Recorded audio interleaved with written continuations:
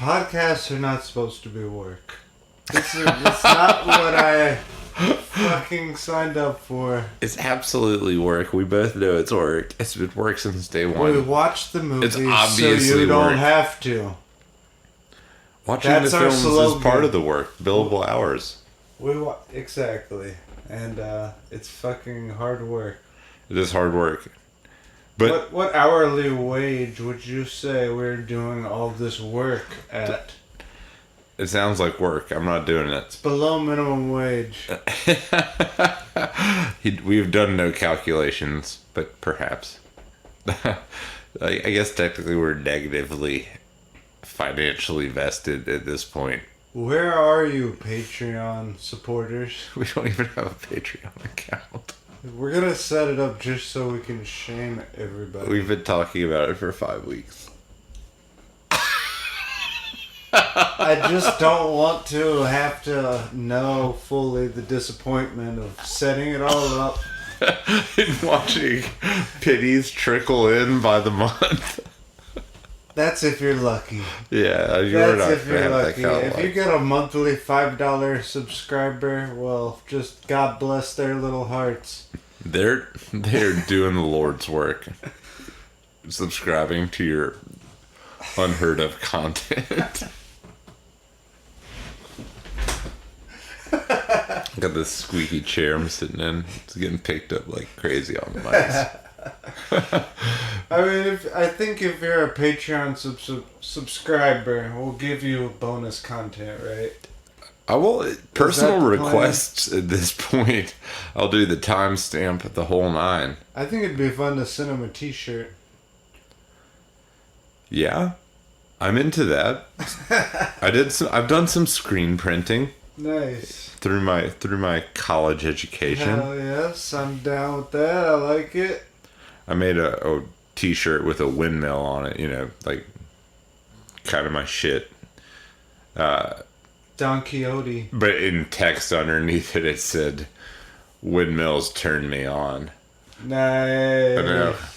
So clever. Damn. It literally wasn't even my idea. I got it from somebody else. But So you stole it. I did. But it was still... I was just trying to make me a cool T-shirt and like get an A in the class because there's no way to deduct creativity points. I like it. Yeah. I mean, if you... I don't know. As a creative, maybe there are ways to deduct creativity points, but like, who's anybody to judge? You know, maybe somebody's just ahead of the curve. We're standing on the shoulders of giants, and everything is influenced by... It's all just a connected web of creative influence in the collective unconscious. Yeah, you nailed it, man. So anyways, welcome back to Far Out Flicks. I am host number 1, Andrew, and I'm host number 2, Braden. this week he'll be number 1 next week. This just There's no right established hierarchy. Apparently there is. It happened in real time. You're hearing it, folks. This was when I was pushed down to number 2. Yes. Anyways, guys, we're here this week. This week we're doing a heavy hitter as selected by our Facebook group's poll. They were all heavy hitters. We decided I'd been hesitant. I was worried about doing any of like my favorite or like most influential films in the far out-ish genre. Sure, Yeah. because you want to get it perfect. You do, and like I mean, I'm not saying we're bad, but we're not totally perfect yet. We're not on episode 100. Exactly. So any heavy hitter makes me nervous, but like if we're gonna do one early, and I think we need to do one early, and we got some good votes, and we appreciate everybody's feedback. It fucking should be The Thing. The Thing. The Thing. Oh yes, influential movie on my childhood. I think I probably saw when I was in middle school. maybe. Yeah. And it just blew my mind. For me, I think the first time I saw it would have been middle school-ish, but kind of like half awake at night with my dad and stepmom. I definitely remember seeing a South Park episode that referenced the thing, and my stepmom explaining it to me because she was awesome and would watch South Park with me. Nice. I really fell in love with the movie, I guess, college, like freshman year. This movie has everything I want in a film. Just like It's great. mankind in the most like brutal alien of elements, in like thriller. It's like an allegory for the Cold War. Oh, I didn't even think about that. Yeah, it's like totally an allegory for the Cold War, and most of all, it's just like aged so perfectly. Very like, well. It's aged like Christy Brinkley. Well, that's one thing about the practical effects is, CGI will always date itself compared to like really well done practical effects. Cough, cough, lawnmower man. Yes, agreed. So anyway, The Thing is awesome. The Thing is the perfect. I can't even say it's the perfect film, but it is a top 3 film for It's me. the perfect motherfucking film. It's close. It's damn good. For me, it's in the top 3 any day of the week, regardless of genre. I just think that it is, given the time that it came out. I mean, it was panned. It was panned. When it came out initially, critics did not give it a That very. is unfortunate. Roger Ebert's review was lukewarm. There was some like light praise. This was okay. He kind of liked it.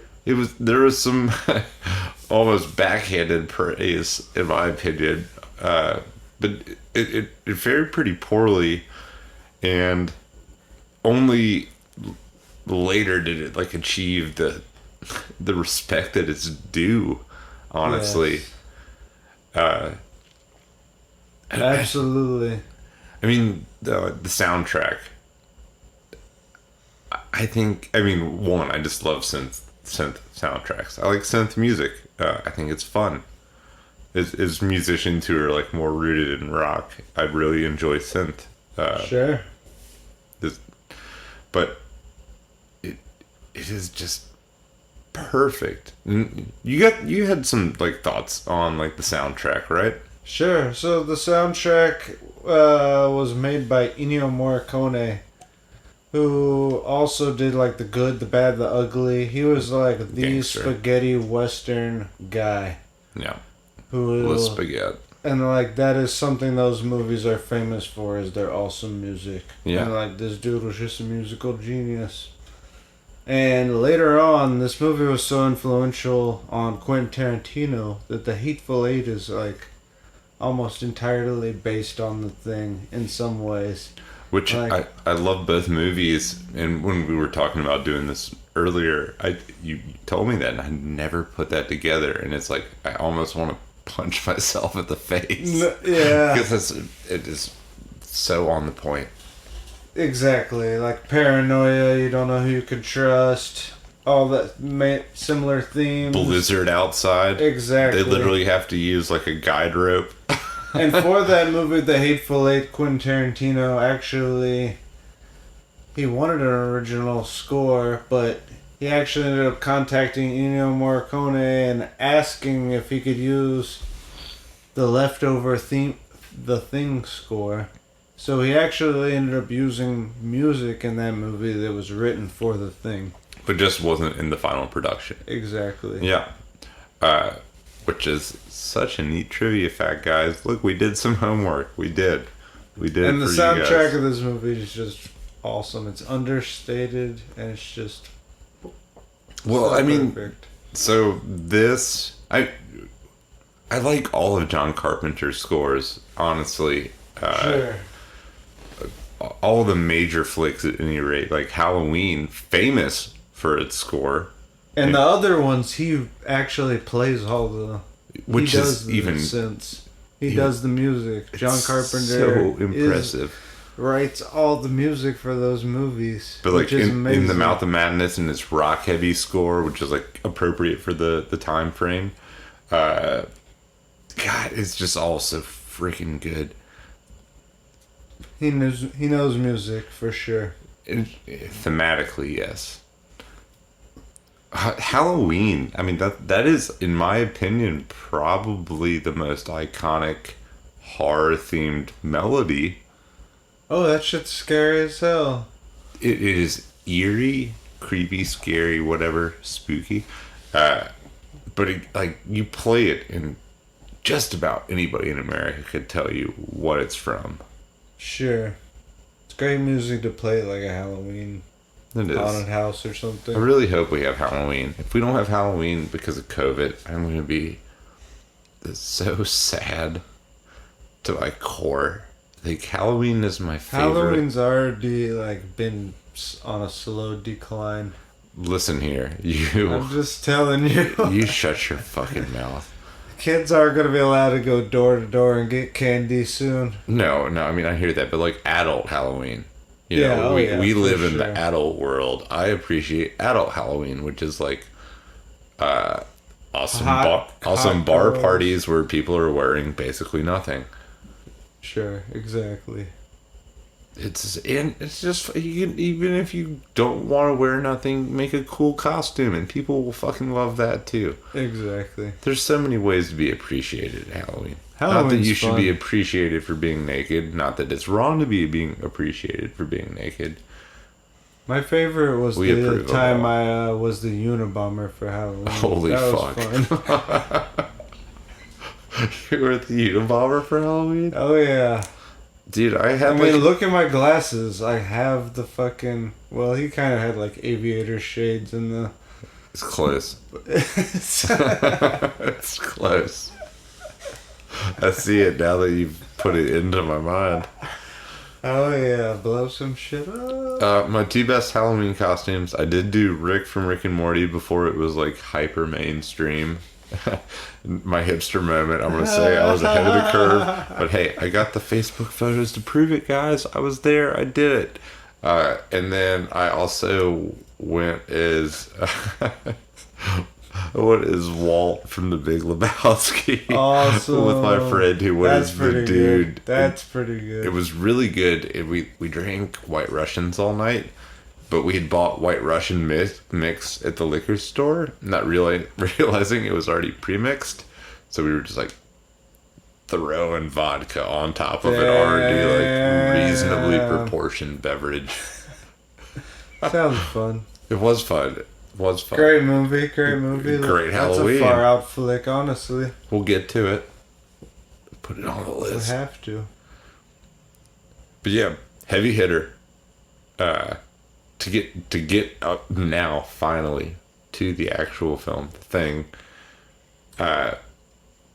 From the get-go, the lame trivia fact that like literally every YouTube video is going to mention, but it's obligatory. At the very beginning, you know, you have a helicopter chasing this husky Malamute, like kind of like dog, shooting at it. There's two dudes, one's shooting at it, one's flying. Shooting at it from the helicopter. The dog acting is so good, but the dog looks back, keeps running towards this research base in Antarctica in 1982. And actually, the film, the opening credits start with a UFO careening towards Earth, just to let everybody know where this is going to begin with. A research base in Antarctica is such a good setting for some supernatural. It is, and man, I told you, like, when I graduated from school, I really wanted to work on a research base, and had even applied for the position, and ultimately turned it down to take something more local, because I'd signed the lease, and I don't know, I had a lot of friends, and maybe, like, girlfriendish things, and then, you know, going to live on the most remote part of the planet.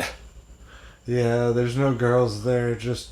There are girls there, but there's, like, I don't know, I feel like there's probably more dudes. But they're penguins. But they're... Yeah, but no, it super appeals to me, and I think that's why I like, partially why I like this movie so much, especially with us both having lived in a environment that could be inhospitably cold. It's just kind of like the setting. The setting is so fantastic. It's great. The snowy setting, the research base, it kind of, that in itself, it always comes full circle back to H.P. Lovecraft. Because in a way that feels like a vibe he'd go for. I don't know if he ever wrote specifically about that, but In the Mountains of Madness. yeah. Yeah, he did. He did. Exactly. So I it know. doesn't surprise me at all. Not at all. Not one bit. But so this dog is running away from the helicopter towards this U.S. research base in Antarctica, which is like, this little lifeboat of existence on a alien planet, essentially, where without supplied heat and the correct clothing, your your time of existence is limited. But the dog runs forwards and they're shooting at it. And it gets to the base and the helicopter lands and they're shooting at it, speaking fucking Norwegian. Yep. And the trivia reveal is, if you like know Norwegian, basically one of the dudes like spells out the whole plot of the film while he's trying to shoot the dog. One guy tries to throw a grenade, he fucks that all up and it falls behind him and he shuffles around in the snow. It's like you let go of the grenade, get away from it. You fucked up. Absolutely. Don't get blown to smithereens.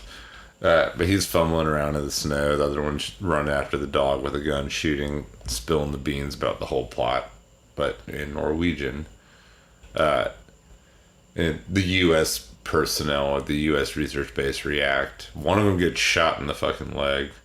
Yep. And then the captain, who's got this badass like Indiana Jones holster belt, busts the window out and pops the dude right in the fucking melon. It did.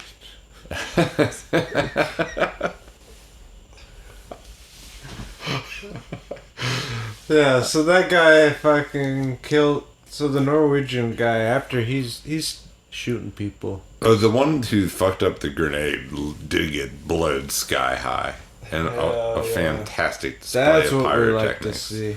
That's what we like. You sort of see his his body, probably a crash test dummy or whatever, just get blasted off screen. Damn. It is pretty cool. No, we love Norway though. We don't want to. Norway's cool. I am Scandinavian. Really? Yes, my great grandfather came to the U.S. to fight in World War One, and immigrated at that point. Badass. Yeah, Badass. from indeed. Sweden though, not Norway, to be clear. Nice. Yeah, Hell yeah. Scandinavia nonetheless. Nice. So they go back inside and basically discuss a plan to go check out, what happened at that base. There's no communications with the outside world. The radio is scattered. It's like you said, they're on an alien planet with no communication. Like, they're just trying to survive at this point. Totally isolated. It's wild, This man. is the beginning of the fucking movie. And you signed up to do this shit. I almost did. I didn't pull the trigger. I would have been working for Lockheed. That would have been something. Yeah, that's true. The dog buddies up with the dog handler Clark, like as soon as the Norwegian dude gets fucking domed. And they all go inside and they basically, they have no communications. They don't know what the fuck's going on. Basically like a hostile, attack situation just happened from a foreign country's Sure, what the base. hell? They even say it's like maybe we're at war with Norway or whatever. So some of like the leading senior members of this little research station decided they needed to take a chopper up and get up and see what happened over there, because maybe these guys killed them all. people acting like that all crazy. So like the conditions are fucked, like full on blizzard. One dude volunteers, his ass gets shut down so quick, and basically it falls on McCready. Kurt Russell. Kurt Russell. He's the man. He is the man. Everything he does is so fucking good. He's my favorite leading man. Really? I'll say it. He's good. Kurt, if you're listening, you are my favorite leading man. He's good. In the 80s, even in the 90s, and in present day. Well, I guess we're in the 20s now, but Bone Tomahawk was so fucking awesome. He's good. And he's also in the Hateful Eight, right? Yes, he is. He's exactly excellent in the Hateful Eight. Exactly. Excellent. Yeah. Total web. Perfect IMDb web. Yep. But Kurt Russell McCready, who is like the badass helicopter pilot, they basically like ask him to fly, and he scoffs because the weather fucking sucks and it's super shitty. He's got this badass Stetson hat, which Stetson hats are super nice, and if you go on their website, they at least used to sell a replica of the hat from this movie. I've always wanted a Stetson hat. Yeah, dude, that's some fucking classy shit. The hat's got like the crazy like flip in the it's like a cowboy hat, but turned 90 degrees, so it's like the flips on the front and the back, which I don't know, it's kind of cool. If I was gonna wear a hat like that, I wish mine looked like that. Yeah. You know what I'm saying? It's a little weird. I don't know. It's not. Listen here. It's not the one I would choose. Let me worship this movie as much as I want. People, I bet that hat sells. The hat sells. Oh yeah. Oh yeah. The hat sells. There's no way it doesn't sell. Dare to be different, man. With your cowboy hat. Oh man. So they get McCready to take them up to go over to the base and the helicopter, the Norwegian base. And when they get there, it's like burnt to the fucking ground. There's some like weird corpses. Some shit has gone down. Yeah, man. There's some like some true, like, this is a body horror film, right? Like mutated human forms, which is uncomfortable for some, uncomfortable for me, and that's kind of why I like it. It makes me fucking uncomfortable. Yeah. Oh, so spoiler alert. This is a body horror film. I feel like if there was ever a movie on this list to assume people have seen, it's got to be this one. This is a heavy hitter episode. It's a heavy hitter. If you haven't seen it, it's a sci-fi thriller classic. Yeah, something along those lines. Body horror. Body horror, absolutely.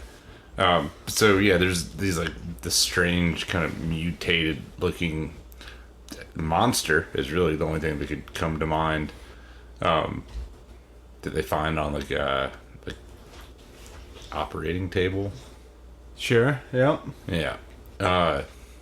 And this Norwegian base is the setting for the 2011 kind of revamping the thing. I haven't seen that one. It's good. It's totally worth watching also. And then they find the block of ice, and they can see where they've clearly found something in the ground and excavated it out of the ice. Yep. Which presumably is the alien. How big would you say this is? Huh? How big would you say the section that was excavated was? I'm trying to remember, like the size of a small car or something. Yeah, I'd say that's about right. Yeah. Car sized. So basically, fuck. And I feel like I always read news stories about scientists doing this shit. They never find anything like this. This is what they want to find, though. Is it? I think so, man. Is it? I don't know. Why are they just keep throwing out ice and finding shit? Sooner or later, it's going to be like, the original X-Files movie, and they're going to unlock some, alien, similar to this, alien form, but it'll be like a virus, and it just, like, wipes everybody fucking out. Hell yeah. Or it'll be like Encino Man. Have you seen that movie? I haven't. Oh no, it's Brendan Fraser as a caveman who's thawed out of ice. And it's a Pauly Shore movie. Shout out to Pauly Shore. Shout out. Because I was told that I sound like him. So shout out to Polly Shore. Polly Shore. I wonder what he's doing these days. Anyways. Also, I've heard like some scientists believe that there may be viruses and stuff frozen in the ice that like That's what I'm global saying. warming could melt and just it's gonna wipe us all out. That's basically literally what I just said. Oh, really? Okay. Yeah, I'm glad to know that me and scientists think alike. I believe By so. proxy, I am scientist. So they get the corpse that they found at the base, and they bring it back over to Stupid. their base. Dumb. Yeah. They deserve to die. That's not a good move. No. So they do like an autopsy on it, and the doctor, what's his name? Who cares? The doctor does the autopsy and determines that like the internal organs seem to be just a normal human set of organs. So they start like That's fucking weird. they start shutting down like the base for the night. And Clark, the dog man, the guy who like is the kennel master or whatever, goes and escorts the dog that ran up earlier in the film Oh, this part's awesome. and puts it like in the kennel. And it sits down. It's acting all creepy. The dogs are just ignoring Again, it. incredible dog acting. This dog like perfectly executes this slow walk in, stops, lays down, and that's when like the other dogs start freaking out, kind of yipping, barking, and the fucking dog's face peels open Oh, yeah. like a banana, dude. It's awesome. The little tendrils, wriggling Tentacles everywhere. everywhere. Maximum tentacles. Exactly. You knew there'd be tentacles There's going into this episode. You haven't been listening. Exactly. And so Clark comes back and he's just like, what the fuck, and runs away, right? Well, no.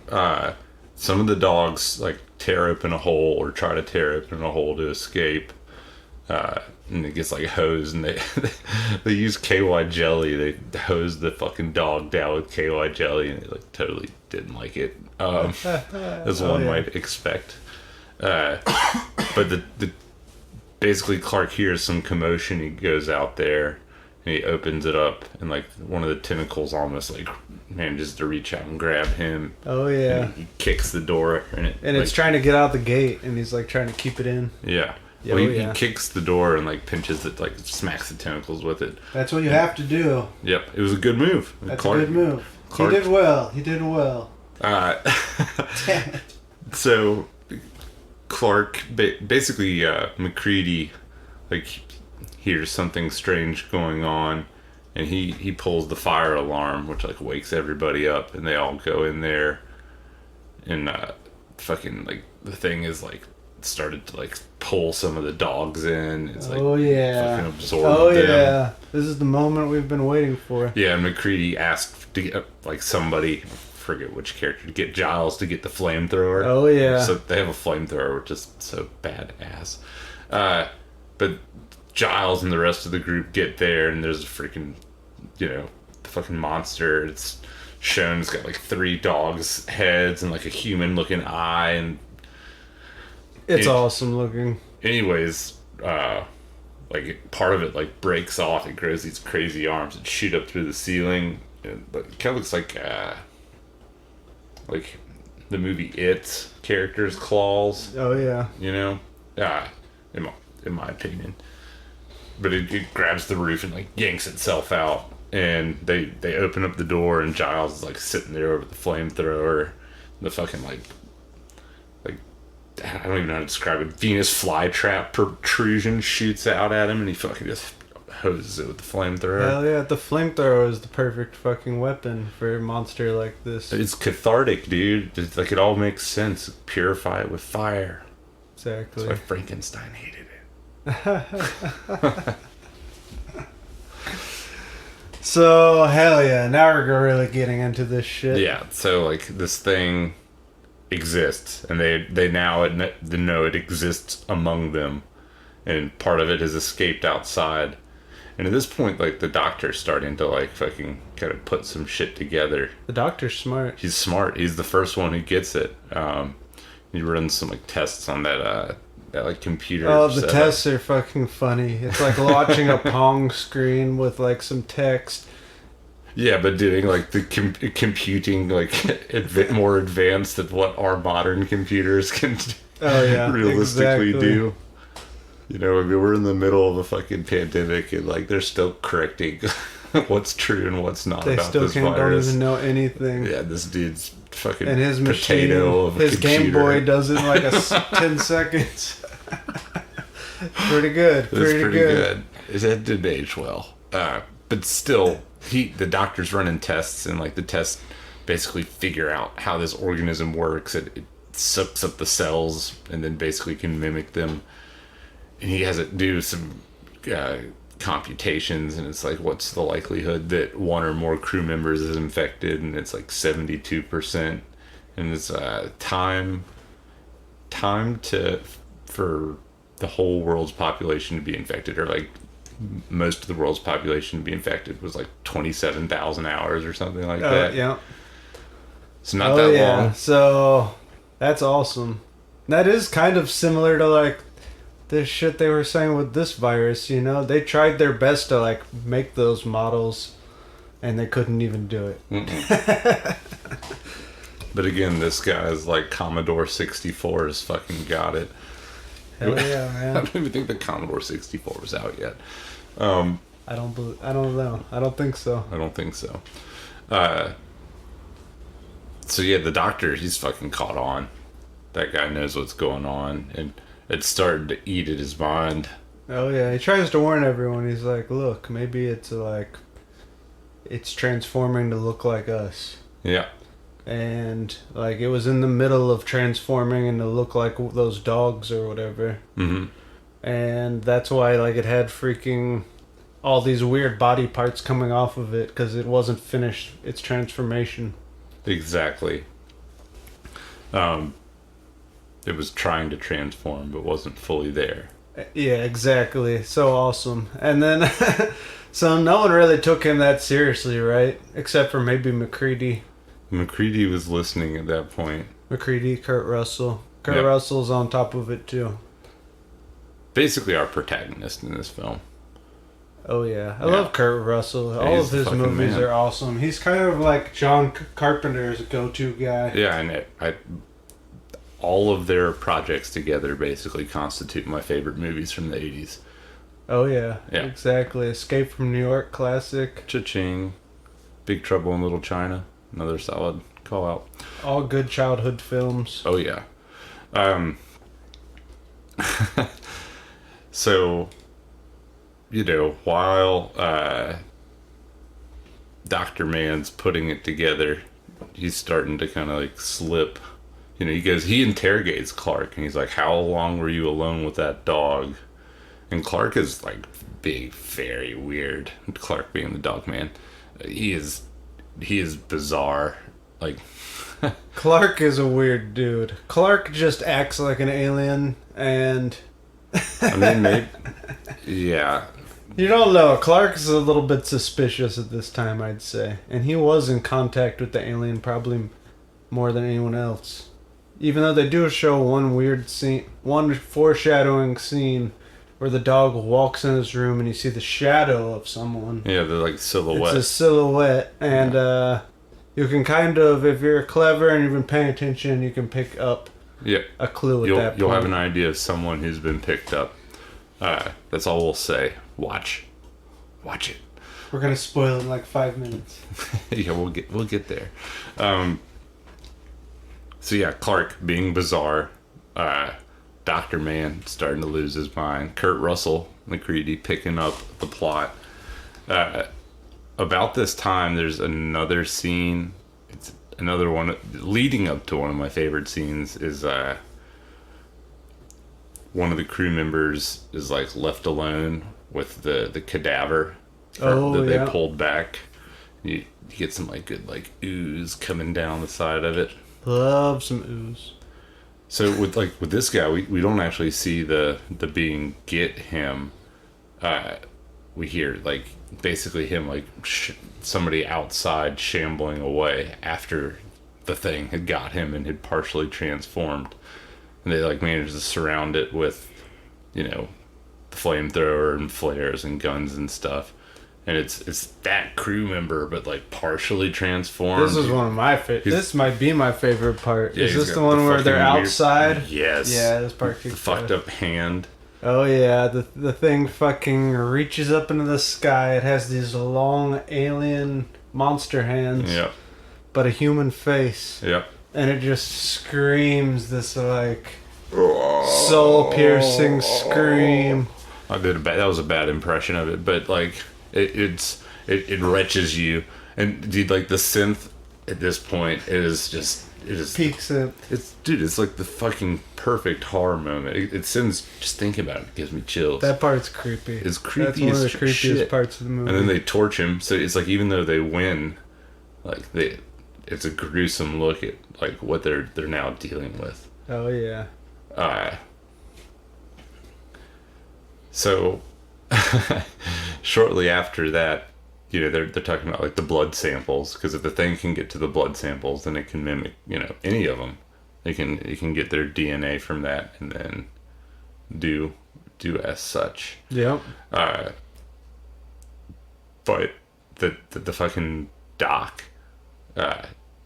he basically has gone bonkers. Oh yeah. He's wreaking havoc with the axe in the room with all their communications equipment and all their computers. What an asshole. Well, he's trying to make sure that the thing can't escape. He's put it together. He's the first one who figured it out. Yeah, but it's an overreaction. Maybe. Yeah, I guess he just assumed that it couldn't be killed or something. Well, he assumed that the odds were against them. Right. And he was probably right. So he went like full, you know, total destruction. Destroying it with the axe. When they come in, he pops the gun out and he had that little snub-nosed revolver he'd been hiding in his desk. I'll kill you! Shoots him.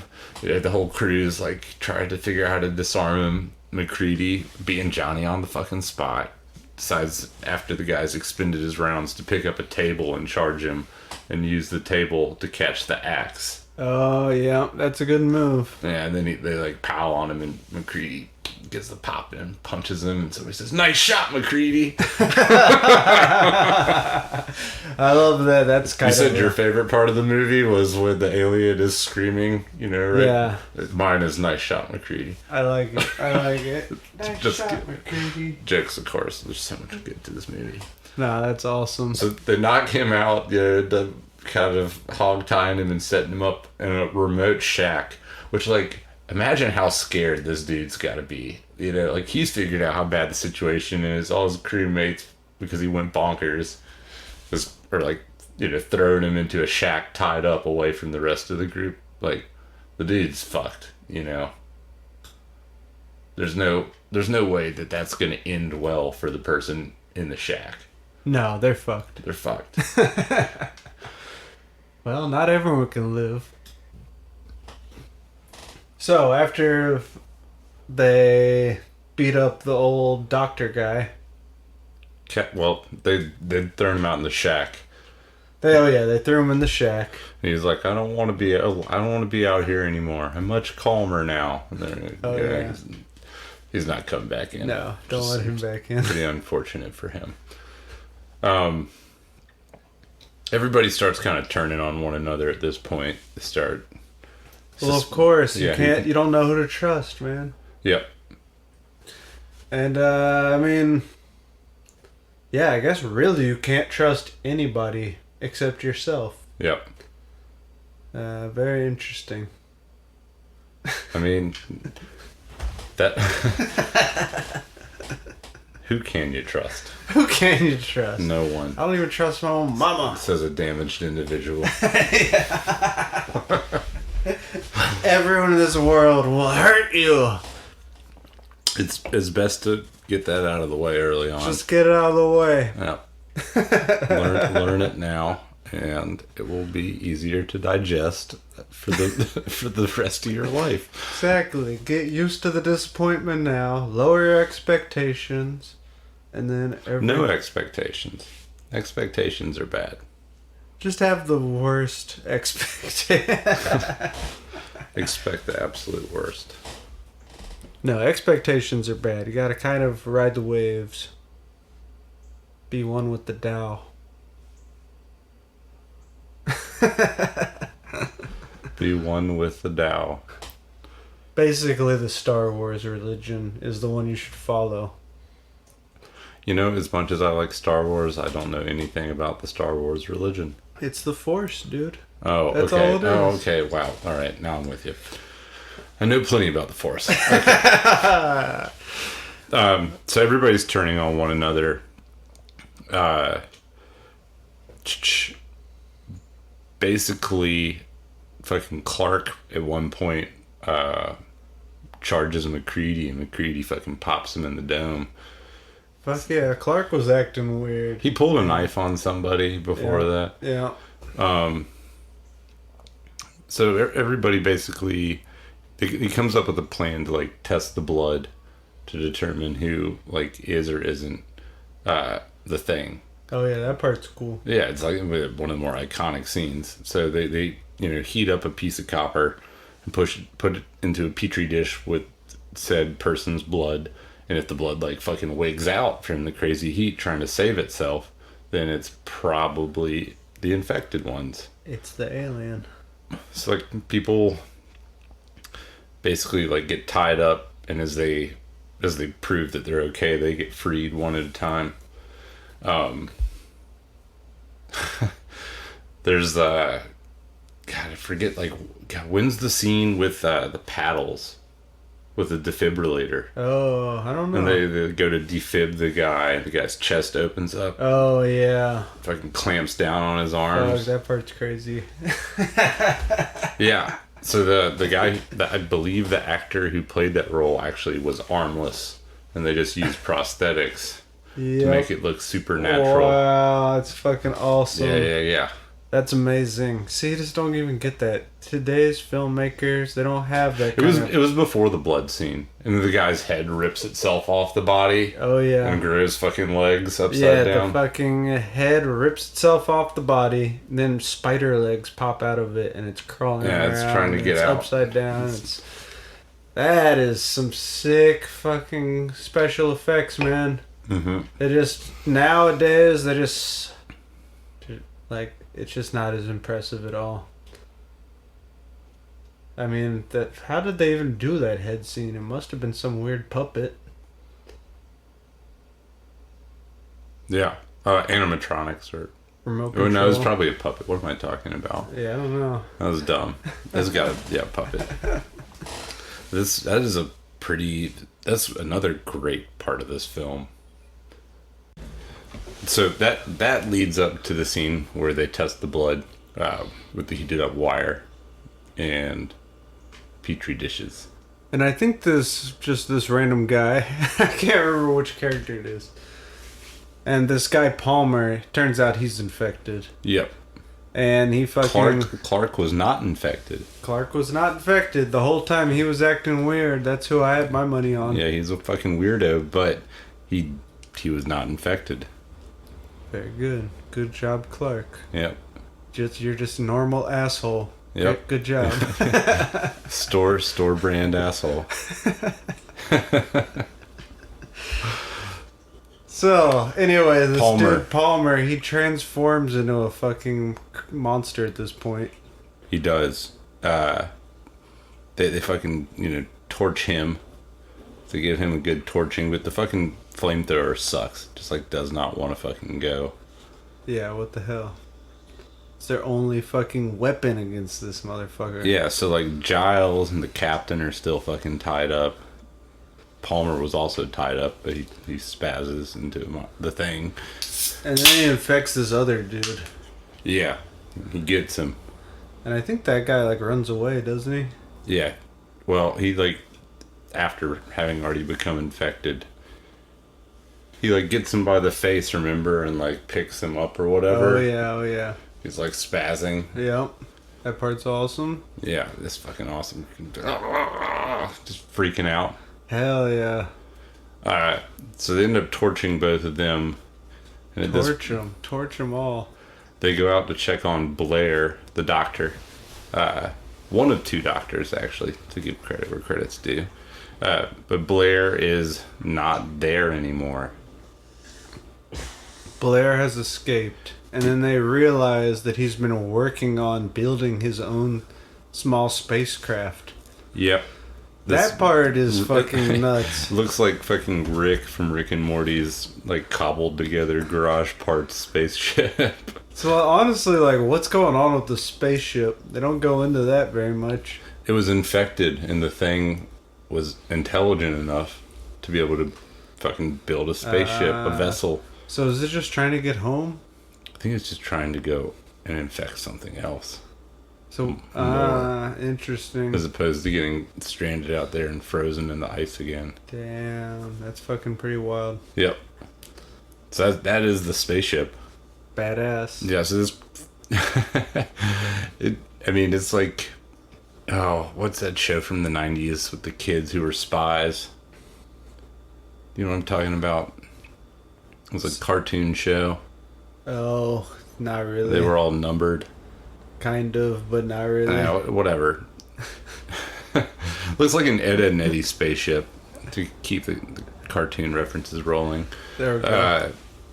Put together with whatever they could. So they basically conspire to try and fucking torch it, bring it all down with Molotovs. They make an important part. They make Molotovs out of all the liquor bottles that they have remaining. Molotov, for the unaware, is an improvised explosive device, or incendiary device, I guess. It goes and fire goes everywhere when it's thrown and hits something. Love it. No, I've never done that. No one ever did that. But they make these things out of all the remaining liquor bottles, which is important, and they're gonna just burn it all to the fucking ground. And if they all die, whatever. Or maybe they're still trying to escape at that point. It's looking pretty hopeless at this point. It's not looking good. The doctor already destroyed all the telecommunications. They're trapped. Crazy storm is going on too. Like they're having to use like guide ropes with like lights and shit just to see, like not even see, but get to the buildings they're trying to get to. So, but yeah, there's this like whole underground layer that's been made where the fucking craft has been being constructed. Hell yeah. And while they're down there, they kind of like lose track of Giles. Like I don't know where Giles goes and all this. The captain gets got by Blair. Blair fucking palms his face and infects him. Blair's fucked up. Blair is fucked up. So MacReady has, final standoff with the fucking thing down there. All the explosives and flames are at works. Hell yeah, this is the moment we've been waiting for. Yep. So I think MacReady set up like a bunch of dynamite and was gonna blow everything up. Mm-hmm. And then the thing came and like destroyed the fucking explosives. And then he did end up blowing everything up though, right? Pretty much, yeah. Brings the fucking house down. Hell yeah, that's what you gotta do. Yeah. Because it's got like Blair and the captain's like heads or whatever, or one of their heads. Fucking blow it all up. That's the only way to kill this thing. Yeah. The thing. With fire. Catharsis, man. Purify. Purify it. Purify. Send it to hell where it belongs, fucking extra dimensional beings. We don't need your fucking knowledge. So it doesn't bring knowledge, it just brings assimilation. I'm cool with that. Maybe the hive mind is the way to go. I don't know. I don't even know anymore. I think that's where it's going. Hive mind? Neural link? Just look at Facebook and all this shit. I don't. I choose not to. But guess what? Like, that Other is than our going podcast group on Facebook. When they really implant the neural link inside of you, that's all you'll be is hive mind. Whatever. If it happens, it happens. I'll be a holdout though. Like, I was fucking late to get a smartphone. I'll be the last one to get that Neuralink too. I'll be living in a cabin in the swamp, just fucking fighting raccoons. But that MacReady blows it all up, and it goes to like the, just kind of like smoldering ruins of the base. It's fucking freezing blizzard Antarctic bullshit outside. You know, if you've ever been in like really cold weather, you know you don't got long ever. Oh, Like yeah. I've worked in negative 27 degree weather before. Wow, once in my life, and it was just like, That sounds terrible. dude, you got like 30 minutes before like it is like dangerous to still be outside even with good clothes on. Yeah, no, I hear ya. Fuck that shit. But McCready's just kind of like laying there, and Giles comes stumbling back. It's just like the two of them, and then who can trust who? He passes Giles the bottle of a J&B that he was holding on to, and Giles sips it, and like right then the theme music plays, a boom, boom, boom, boom. You know that? Oh yeah. And it's because the fucking liquor bottle had fuel in it instead, and McCready knew that, and Giles passed it to the thing, and the fucking thing, because it's not human, wouldn't know what fuel tastes like or not, and he sips it, and then like McCready like smirks. It's like he fucking knows. Oh yeah. He knows he's the last one, and then you just don't know what happened. Then it just ends. that's it. Holy fuck. And it's the fucking perfect horror movie from the 80s. So does he kill it or does he get killed? Don't know. Who knows? I don't think you need to know necessarily. It's just perfect. It's perfect. It's fucking perfect. It's awesome. Great movie. It was a great movie. I just feel like the heavy hitter thing, man. You know, God, I hope we did it service. Yeah, it's difficult, but we did our best. We didn't drink as much this time. That might have been the crucial error of our ways. We'll see. We'll find out. Let us know what you think. Let us know. Let us know what you want. We don't even have to talk. FarOutFlixPodcast@gmail.com. Let us know what you think. Listen, we're not even married to movies. We'll just ask us what you want us to talk about. Yeah, we'll do whatever. I mean, we're gonna keep doing movies until you guys tell us otherwise. Again, FarOutFlixPodcast@gmail.com. Tell us what you think. Just email us. It's on my phone. I will receive your email instantly. We'll and read then it I'll together. read it, and then we'll read it on air because we don't even. Nothing matters. Yeah, fan mail. We'll do fan mail. We'll do a fan mail readout section. Send us good fan mail. Send us any fan mail, and we'll read it out. Read it. We'll give you a shout out. Wunderbar. All right. Thank you guys for joining us again. This has been Far Out Flicks. Far Out Flicks. Okay, done.